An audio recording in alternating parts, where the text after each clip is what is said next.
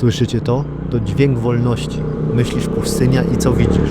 Bezkresny piach, palące słońce, może jakąś fatamorganę? Też tak myśleliśmy. Możemy przyznać, że w głowie pojawiał się obrazek leniwych wielbłądów i monotonii. Ale kiedy odkręcasz manetkę, a ten czterokołowy potwór rwie do przodu przez wydmy, to jest zupełnie inna bajka. Kompletnie inny wymiar. To nie jest tylko patrzenie na piach zza szyby klimatyzowanego autobusu. To czucie go pod kołami, smakowanie drobinek kurzu w powietrzu, które wzbijasz za sobą. Zobaczycie zaraz, że egipska pustynia żyje, ma charakter i potrafi dać niesamowitego kopa adrenaliny. Zostańcie z nami.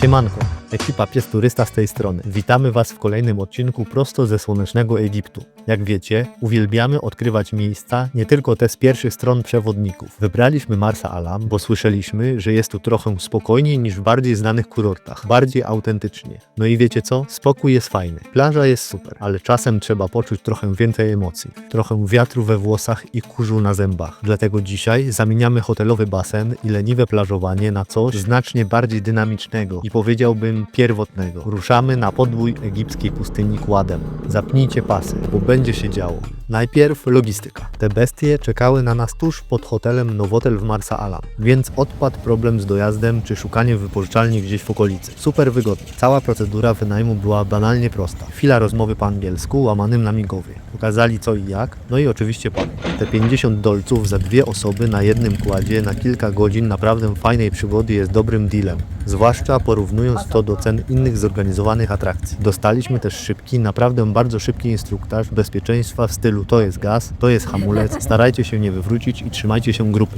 No dobra, koniec gadania. Chusty na głowy i czas odpalić silniki. Pierwsze metry trochę niepewnie, ale po chwili pełna radość. I nagle cisza. Zatrzymujemy się. Po tym całym ryku silników, wibracjach i pędzie, ta cisza jest aż ogłuszająca. Dzwoni w uszach. A powód naszego postoju? Musicie to zobaczyć. Pośrodku absolutnie niekończącej się pustki, gdzie na horyzoncie widać jedynie majaczące góry zlewające się z niebem, stoją one. Kilka samotnych drzew. Wygląda na jakiś surrealistyczny obraz Salvadora Dalego albo kadr z filmu science fiction. Skąd to się tu wzięło? Jakim cudem znajdują wodę i siłę, żeby tu rosnąć? Pustynia naprawdę potrafi zaskoczyć i skłonić do myślenia. To jest idealne miejsce, żeby na chwilę zwolnić tempo, złapać oddech, napić się ciepłej już trochę wody z butelki i po prostu popatrzeć w dal. No i oczywiście strzelić obowiązkową fotkę pod drzewem życia, czy jakkolwiek je nazwać. Jak spytałem naszego przewodnika, skąd te drzewa się tu wzięły, tylko się uśmiechnął tajemniczo. Pustynne sekrety. Wiatr jest niemiłosiernie, ale akcja. Po prostu przepięknie tutaj się jechało. Dość trudno nawet tym układem się jedzie, ale super. Ruszamy dalej i powiem Wam jedno. To co widzicie na ekranie to tylko namiastka. Aparat, kamera, one spłaszczają perspektywę, gubią skalę. Żadne zdjęcia, żadne filmy nie oddają tego prawdziwego ogromu przestrzeni i tej niesamowitej palety barw. Piasek nie jest po prostu żółty. On mieni się milionem odcieni złota, pomarańczu, czerwieni, brązu, w zależności od kąta padania słońca. A te góry majaczące na horyzoncie wydają się blisko, a jedziesz i ciągle są daleko. Momentami masz wrażenie, że jesteś na Marsie albo jakimś księżycowym krajobrazie, że odkrywasz jakiś nieznany ląd. Zero wątpliwości. Dla takich widoków warto było się trochę spocić i zakurzyć. Po kolejnym ekscytującym odcinku jazdy przez otwartą przestrzeń nasi przewodnicy sygnalizują, że skręcamy. Prowadzą nas do, no właśnie, jak to nazwać? Mała osada, może tymczasowy obóz beduinów, kilka prostych schronień, zupełnie inny świat, jakby czas się tu zatrzymał. Zostaliśmy powitani bardzo ciepło, z uśmiechem i zaproszeni, żebyśmy usiedli. I od razu pierwszy poczęstunek, herbata. Ale to nie jest taka zwykła herbata. Jest niesamowicie gorąca,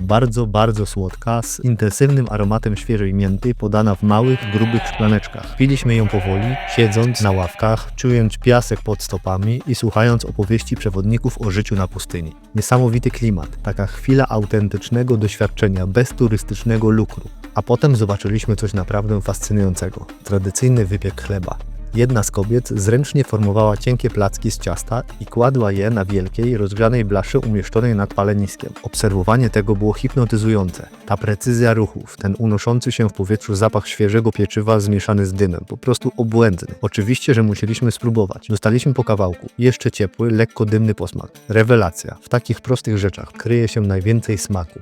No i oczywiście nie mogło zabraknąć spotkania z prawdziwą ikoną pustyni, wielbłądem. Ten tutaj wygląda na starego wyjadacza, taki trochę filozof. Spojrzał na mnie z taką stoicką godnością i, może lekką pogardą dla turysty, dał się pogłaskać po twardej, szorstkiej szyi. Ale miałem wrażenie, że robi mi wielką łaskę i myśli sobie, dobra, dotknij i spadaj. Niesamowite zwierzęta, naprawdę idealnie przystosowane do tych ekstremalnych, trudnych warunków. Kiedy myśleliśmy, że atrakcje kulturalno-kulinarne mamy już za sobą, przewodnicy znowu nas zaskoczyli.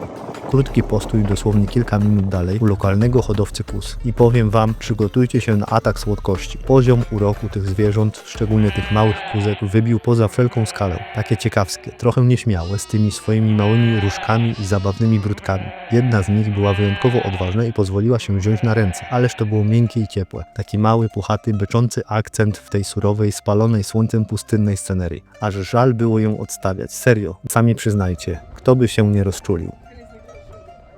Słuchajcie, muszę tu jeszcze na chwilę wrócić do naszych przewodników, bo to nie byli tylko kierowcy, którzy pokazują drogę. To byli prawdziwi goście. Naprawdę, znali się na rzeczy. Nie tylko jeśli chodzi o nawigację na pustyni, czy bezpieczne prowadzenie kładów w grupie. Okazało się, że są też mistrzami fotografii mobilnej. Z własnej inicjatywy brali nasze telefony czy aparaty i zaczynali reżyserować. Ty stań tu, ty podnieś rękę. Używali różnych prostych, ale genialnych trików z perspektywą. Z wykorzystaniem słońca potrafili zrobić zdjęcie, na którym wygląda, jakbyś unosił ciężki głaz własnymi rękami albo trzymał człowieka w jednej ręce. Efekty były naprawdę powalające, dużo lepsze niż to, co sami byśmy wymyślili. Serio, zdjęcia, które normalnie by nam nie wyszły albo były nudne, oni robili w kilka sekund. To była fantastyczna wartość dodana tej wycieczki, bo zostaną nam nie tylko wspomnienia, ale i super fotki. I tak powoli, nieubłaganie, nasza kilkugodzinna przygoda na kładach dobiegła końca. Ale pustynia, jak prawdziwa dama, miała dla nas jeszcze jeden finałowy, niezapomniany spektakl. Słońce powoli chyliło się ku horyzontowi. Wszyscy zamilkliśmy. To był jeden z tych momentów wow, które zostają pod powiekami i które zapamiętuje się na zawsze. Absolutna, czysta magia, bez dwóch zdań. I to już naprawdę koniec naszej dzisiejszej wyprawy. Trzeba przyznać, że jesteśmy zmęczeni. Tyłek boli od siedzenia na kładzie. Wszędzie mamy piasek, ale jednocześnie jesteśmy niesamowicie szczęśliwi i naładowani pozytywną energią. Była adrenalina podczas szybkiej jazdy po wydmach. Były momenty zadumy przy tym samotnym drzewie. Były egzotyczne smaki i zapachy u mieszkańców pustyni. Była czysta dziecięca radość przy spotkaniu ze stadem kóz i ten absolutnie magiczny, hipnotyzujący zachód słońca. To była dla nas esencja podróżowania. Odkrywanie nowych miejsc, doświadczanie ich wszystkimi zmysłami, spotykanie ludzi, czucie tej autentyczności. Pustynia pokazała nam dzisiaj wiele swoich fascynujących twarzy i jesteśmy mega wdzięczni za tę przygodę.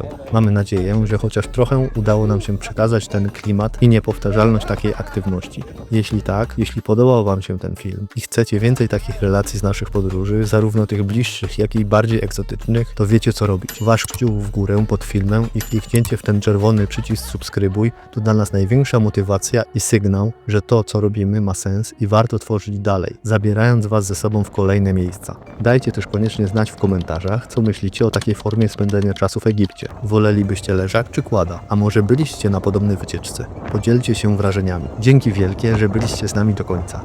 Trzymajcie się ciepło i do następnego filmu. Cześć! Thank you guys. It was perfect trip. Thanks. Are you happy? Yes. Ready?